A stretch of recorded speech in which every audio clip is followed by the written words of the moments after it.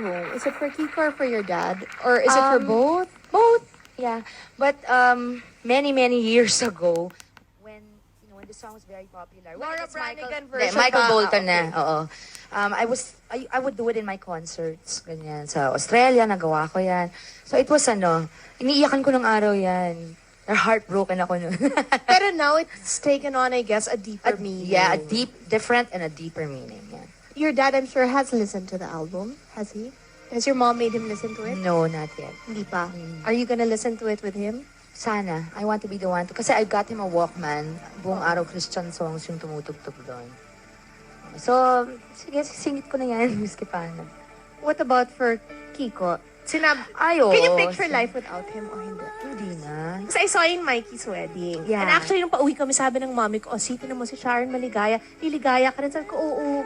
So anyway, nung nakita mong ganun kalaki yung wedding at ganun kaganda with the orchestra, that was nice though. That was The very orchestra. well handled. Yes. The orchestra, no, from the wedding to the ceremony to the reception, it was very organized. You have to give it to Mikey and Doro and Yes. the parents, no? And I think everyone si else that Auntie helped. Ting Ting talaga And yun. GR. Oo. Si GR nawala na, pumayat dahil dyan.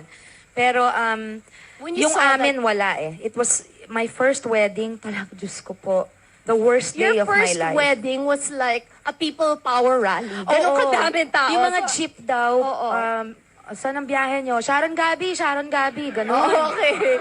Pagdating ko doon, alam mo ba, ang mami ko papuntang reception, nakatama raw.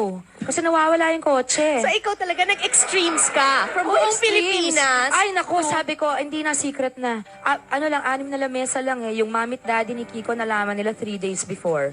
Alam nila mag-aasawa kami. So sabi lang ni Kiko, I won't tell you na lang exactly when. I'll just tell you, but be prepared.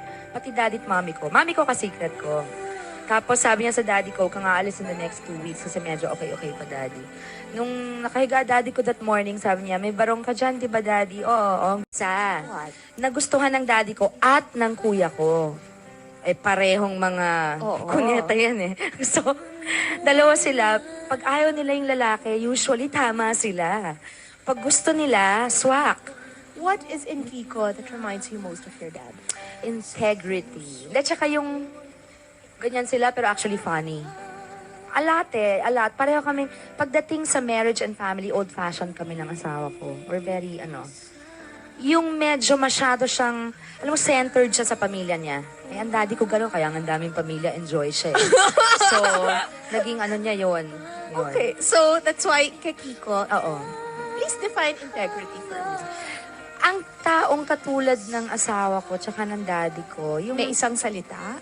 Oo, May ako pinalaki prinsipyo ako sa dyan. buhay? Mas importante ang salita mo kaysa sa kontrata, di ba? Ang handshake mo, may prinsipyo ka, hindi ka nabibili. Kaya nga yung asawa ko, hindi kami yumaman-yaman, puro libre ang ginagawang kaso. Ayun. So, parang at saka I think yun yung matulungin si Kiko eh. So Sharon, you're ready to be a politician's wife if ever the need arises. Handa ka na at fight. Sabi ng mommy ko, Chris, alam mo dati, naka-shorts pa ako, kumakatok na sila para kailangan ko mag-breakfast with everybody, lahat ng mga kinakasal, lahat ng mga nililibing. Was this when she was Wait, already president? Or No, wife nung pa lang? mayor. I mean, Nung mayor ang daddy ko, tapos nung Nako. vice governor, nag-governor, ganun daw kahirap. parang Kaya mo mami ko, yun? ang mami ko noon, open yung bahay namin Yes. sa lahat. Kaya kami, ako babae, nung nagdadalaga na, hindi ako pwedeng basta-basta bumaba, naka-shorts ka. Kasi ang ganyan. daming tao parate. Oo, parang makakahiya Kasi yun naman. na lang ang sanctuary, yung bahay. Yun Kaya ang- mong i-open kaya up yata yun. ganun ako. Hindi, ang akin, bahay ko. Bahay natin yan. Ayoko nung gagawing parang city hall. Hindi. Kailangan hiwalay yung lugar. Although,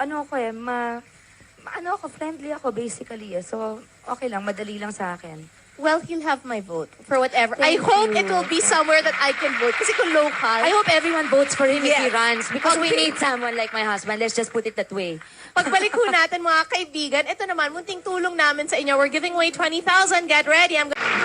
Pinakinggan ng gusto now that ang ganda pala ng message. Thank you. Oh, it's a 60s song pa by Yes. Joni Mitchell, diba? And now it's the favorite of my husband and Casey. It's nice because Casey's 14 lang.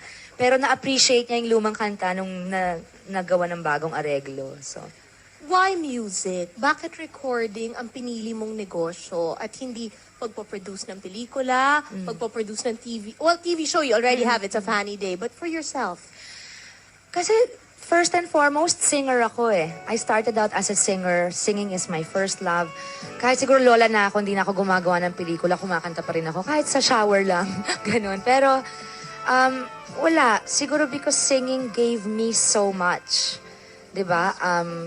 It's been very good to me. So, miski paano, gusto ko naman medyo gandahan yung mga ibibigay ko sa listeners ko. Plus, I wanna, siguro in the future, like si Shara, gagawa namin ng album. Tapos, Mega Music will make Shara an album. And then, someday siguro, ayaw ko ng maramihan eh. Quality ang habol ko lagi, whether it be TV or, Who would you want to be a part of Mega Music besides Shara? Eh di syempre, yung mga magagaling na singers talaga, my friends, Shaja, Jaya. Sabi nga kaya Shaja I would put up a different label just for her. But she can do that on her own. Why? Why did you decide to put up the label?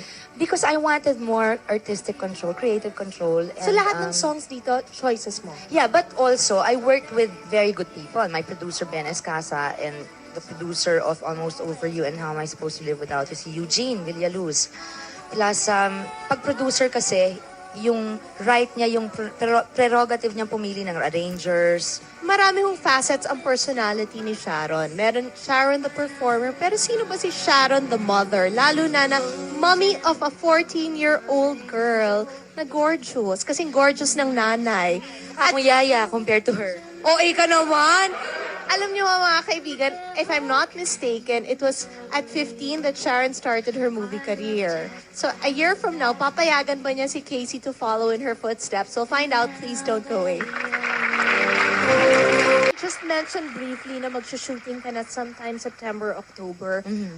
I'm excited because it's a team up with Olive Lamasan. Yes, my The director. woman responsible for Madrasta. Madrasta. The same team actually. So, it's a more adult movie pa ba? Kasi ang Madrasta, kahit papano, sympathetic character ka pa Oo. rin. Ito, Sana sympathetic pa rin. No, but it's very different from the others I've done. wholeheartedly did Kiko give his blessings? Yeah. Walang problema sa kanya? Wala. Actually, I was choosing between two projects eh. Yung isa sa Viva naman. Ito kasi Star Cinema. Sabi niya, you pray about it. Kasi yung isa fun, ito drama. Sabi ko, pero kung isa lang ang magagawa ko in a certain period of time, kailangan siguro yung medyo may impact like Madrasta. Ganun. Sana. So, ano ba to? This is signal na tuloy-tuloy or isa muna, pahinga ulit? Isa muna, tapos pahinga ng sandali. Hindi naman kasing haba nitong huli. A few months. And then, kung wala pa rin baby, di movie ulit. Ganun. Cute lang itong story to. Nakasabay mo raw sa elevator si Susan Sarandon. Chris! Gusto ko umiyak! You saw... I was in New York. I went to Barney's. Okay. Yeah. And then, The one on Madison my Avenue. favorite store in New Oo. York. Yeah, so, we had a quick bite down, yung kung saan yung kainan. Tapos, Kasama mo si Casey. si Casey, sila Marnie Ocampo, we Okay. were all together there. My good friends. And then Marnie's family, sila Martin. So, after the meal, nauna si Casey at si Martin umakyat because her Tito Martin was gonna get the car. So, punta kami. Isa lang yung elevator. Tapos naghihintay ako, kausap ko si Marnie ganyan. Che, Kapampangan kami. Bala mo. Ganyan, kung ano-ano. Biglang sabi ni Marnie, Che, sabi niya, oh my God, it's you! Bumalik talaga nanigas ako. Nakatingin ako sa kanya, lahat ng kaibigan ko sa akin nakatingin. Kasi Oo. parang nakakahiya tong babaeng to. Exactly. Oo, tapos sabi niya, hi there! Oh my God, it's really you! Gumanyan ako. It's just charming. Oo, sabi ko, Marnie, I want to cry. Sabi ko, I just watched you. Tapos sabi ni Marnie, stepmom is cool na cool eh. Stepmom is just showing in Manila now. Sabi ko, I just saw it again last night. Nakita ko sa hotel eh. Okay. Hiyang-hiya ako sa sarili ko. Pero paglabas, tinitignan ko siya, ang payat itong aling to. Sabi ko, ang ganda-ganda. And she's 52 years yes, old. and she was so pretty. Casey was with you. Kayong dalawa lang ba? Mother-daughter trip ito? Or with Oo. friends? No, just the two of us. Anong Oo. relationship niyo ngayon that she is a teenager? Tawag niya sa akin minsan, Sis M. Sis Mom. Kasi nagta-travel kami, hindi kasi Philippine yung airline namin. Oo. So, hindi Filipina yung mga FA. Sabi, are you sister? Sabi ko, I love you. Sabi ko dun sa kanya, kahit di ko siya kilala. Tapos si Casey, sis, gaganyan siya sa akin. Para kaming barkada. Pero minsan, nakakalimutan niya, mami niya ako. Kaya minsan nagiging buruhan na naman ako. Kailangan kasi didisiplinahin mo. What They're are the ignored. rules? Anong Well, rules sa you know, bahay typical mo? na ibibigay mo sa isang 14-year-old. You can use the phone as long as you want, but at a certain time, you have to be off it. Or I'm Anong taking oras the phone lang? namang 11. Okay. ganyan. Pag walang pasok. Sobra na nga yun eh. You grew up under a very strict household. Yeah. Strict ang daddy mo, Sobra super naman. protective, and also your mom. Mm-mm. Kasi ikaw talaga yung princess ng bahay. Did you learn from that? Yeah, I appreciate it now that I'm older, but I'm not that Guardiado strict. ka talaga eh, Oo, di ba? I'm not that strict with my daughter. I have to, of course, I said to myself, I have to give my daughter this feeling that I trust her. She's a smart girl, you know, she knows eh, Mom, I'm only young once, I'm gonna make the most out of it. Boys can wait. She's like that. May nanliligaw na ba?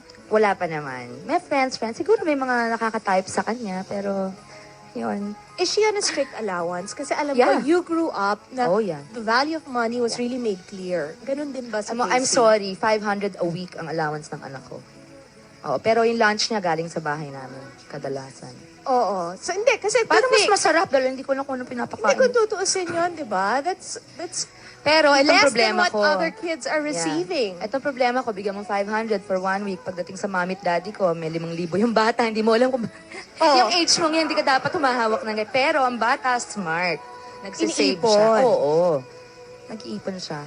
What does she do? Does she have any sports? Kasi before, I know that she was riding. I Ice know skating meron pa, siyang ice swimming. skating. And ngayon, Now, she's more interested in soccer. And in Boston, nag-lacrosse siya. lacrosse. Tsaka Nakita ko yung Oo. video nun. Yung ice skating, gusto niya uli, pero medyo hindi siya, kasi nakapag-ice skating sa tunay na may, Oo. yung talagang may karapatang magkaroon ng ice, gano'n. Yes. So pag uwi, medyo sabi niya, Mom, kasi malaki na siya, alam mo yung nako-conscious na siya, pag medyo may mga pumupuna na, uy, yan si ano, yung gano'n. So, I ayaw niya think it's masyadong... hard for her to grow up as the daughter of a megastar. Lalo na ngayon na you're forming your own identity. Na nakadikit parati sa pangalan mo. And look, sorry Casey, look at us. We're talking about her na in front of the whole Philippines. Sabi ko, when it happened to me, of course, hindi artista ang daddy ko o mami ko, pero tita ko si Helen Gamboa na superstar during her time. And then, daddy ko, mayor na. Alam nila, ang dami kong kapatid.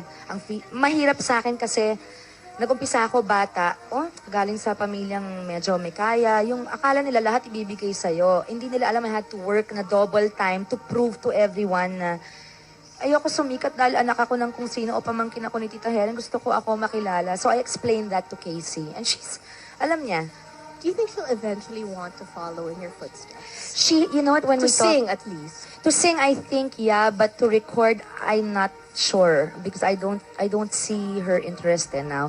Pero sa movies talagang wala siyang kainte-interes. Mag-artista? Wala siyang Hindi. interes. Mas music siya. Would you allow it eventually? After high school, maybe? Yeah. Would you be an excited mommy also? I would be, but I would be more excited about being able to be there to watch over her because I know the business inside and out. I grew up here. You know, if they can make bola the new ones, if my daughter decides to enter, they cannot make her bola because I'll be there seeing that they know how to make bola. Di ba? Before I intro the song question, what if she wants to study abroad? Pag-college? Oh, yeah. Oo, we talked about it. I would Kasi want di ba her to study super happy abroad. siya sa Boston. So Oo. if she wants to go back either to Boston College, Harvard, Yeah. Wellesley, one of those, okay sa'yo. Oo, payag ako. Samahan I'm mo? encouraging it. Baka maging classmates kayo. Ang sabi ko lang kay Kiko, actually, natumbok mo. Sabi ko kay Kiko, yeah, I hope she goes to Boston. So, when she goes, I'll go there for like a sem. Okay, in Starlight, Starlight. Kasi was it for a baby? Nung when you're expecting? It seems well, like, that's tunog a nice lalabay thought. eh. Oo, that's a nice thought, but actually it's not. I wanted a song that sounded like this. Music Asawa ng and Diyos, lyrics, sumanib naman. both Oo, yours? Saan yung music? Can you read notes and write No, notes? alam mo ako, I have a little tape recorder that I used to use in school. And you just hum? I just hum it. I write it. Para hindi mo nakakalimutan the next day. Tapos bubuin mo. Paparinig ko, Case, halika, pakinggan mo to.